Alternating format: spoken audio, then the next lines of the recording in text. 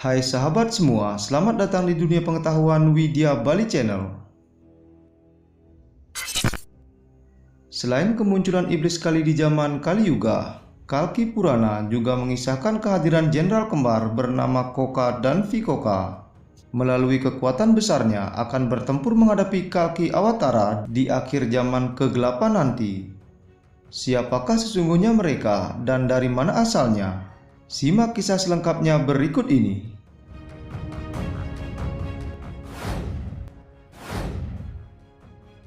Sungguh begitu luas pengetahuan Dharma agama Hindu yang perlu kita ungkap dan pelajari.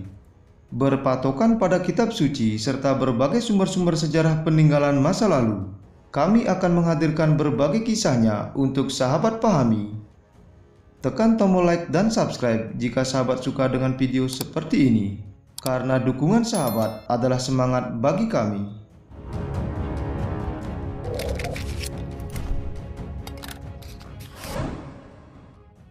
Zaman Kali Yuga merupakan siklus terakhir dalam periode perputaran Catur Yuga.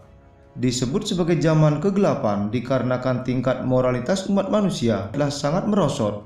Mereka hanya berpikir untuk mewujudkan kebahagiaan duniawi yang bersifat sementara. Pengaruh unsur kegelapan zaman Kali sangatlah kuat. Iblis Kali akan hadir untuk menyesatkan umat manusia. Mereka akan dibutakan oleh segala gemerlap dunia, lupa akan Sang Pencipta, meninggalkan para dewa, hilangnya belas kasih, berganti dengan permusuhan, perbuatan hina, hingga manusia hidup selayaknya sifat-sifat di neraka. Semua peristiwa dan kejadian masa depan terkait zaman Kali Yuga telah tersurat dalam berbagai kitab-kitab Purana, termasuk di antaranya Bhagavata Purana, Agni Purana, Kalki Purana, Wisnu Purana, Kitab Manusmriti, Surya Siddhanta, hingga Kitab Mahabharata. Dijelaskan pula terkait turunnya Awatara Kalki yang hadir untuk menegakkan Dharma dan memulai zaman yang baru. Kekuasaan Raja Iblis Kali mendapat dukungan besar melalui jenderal terhebatnya, yaitu saudara kembar Koka dan Vikoka.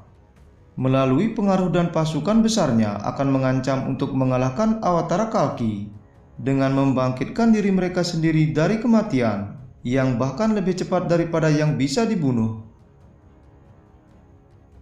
Pengaruh besar kegelapan bertujuan mematahkan semua kaki yang mendukung pemerintahan Dharma, mengambil alih kekuasaan atas para dewa, serta membutakan hati dan pikiran umat manusia.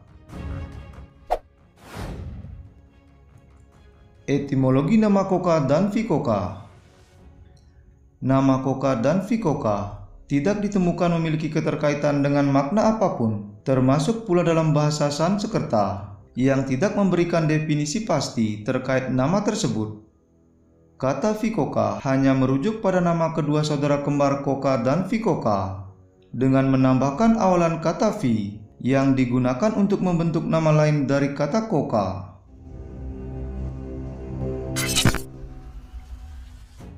Kisah kelahiran Koka dan Vikoka. Kalki Purana menyatakan bahwa saudara kembar Koka dan Vikoka merupakan keturunan raksasa kejam Bakasura, namun tidak dikisahkan secara lebih terperinci terkait riwayat kehidupannya. Kitab Mahabharata mengisahkan jika Bakasura tinggal di sebuah gunung di dekat kota Eka Cakra atau Cakra Nagari bersama dua saudaranya, raksasa alam busa dan raksasa Kirmira. Sebutan lain untuknya yaitu Kaiswa, Baka atau Vaka.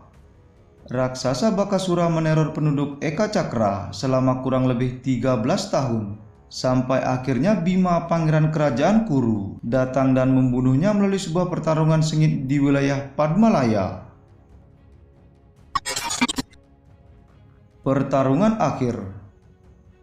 Pertempuran di akhir zaman Kali Yuga, Raja Iblis Kali dibantu oleh jenderal kembar Koka dan Vikoka yang tak terkalahkan. Tidak ada satupun senjata duniawi maupun surgawi yang dapat digunakan untuk membunuh mereka. Di setiap kekalahannya akan hidup kembali terus dan terus berulang demikian. Berulang kali Awatara Kalki gagal untuk membunuh mereka, hingga Dewa Brahma menyatakan sebuah kebenaran. Jika kedua bersaudara Koka dan Vikoka mampu dipisahkan dalam sebuah pertempuran dan sekaligus menyerang mereka berdua secara bersamaan dalam satu waktu, maka mereka akan dapat dikalahkan. Demikianlah Awatara Kalki mampu mengakhiri perlawanan Koka dan Vikoka. Beliau memaksakan diri berada di antara kedua bersaudara tersebut, mendaratkan pukulan di masing-masing iblis bersaudara pada saat yang bersamaan, hingga keduanya kalah dan mati untuk selamanya. Nama terkait: hari di mana kaum perusak itu akhirnya bisa keluar dari lembah yang mengurung mereka, dan kemudian bertebaran di seluruh penjuru bumi, seperti gelombang laut yang kemudian bercampur baur dengan ras manusia lainnya. Cerita mengenai sekelompok manusia yang akan membuat kerusakan besar di muka bumi juga dikisahkan dalam agama-agama besar di dunia, seperti halnya Ya'juj dan Ma'juj maupun Gog dan Magog yang berada di bawah kendali kekuasaan para iblis. Kaum perusak itu akan hadir. Mereka mahir dalam peperangan, selayaknya saudara kembar Koka dan Vikoka yang sangat kuat, hingga para dewa kewalahan menghadapi mereka. Tiba saatnya nanti, Sang Juru Selamat akan hadir untuk mengembalikan kedamaian di muka bumi.